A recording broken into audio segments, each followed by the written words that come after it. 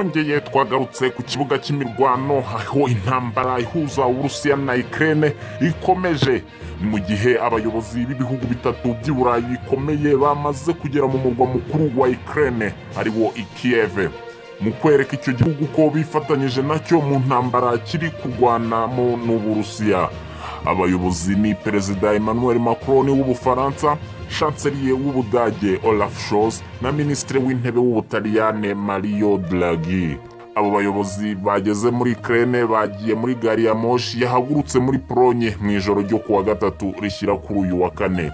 Nubwo bageze Kiev, hashize iminsi Perezida wa Ukraine Volodymyr Zelensky ashinja Macron na Scholz kudakora ibishoboka byose ngo igihugu cye kineshe Uburusiya, haba mu kugiha intwaro zihagije no gufatira ibihano bikakaye Uburusiya.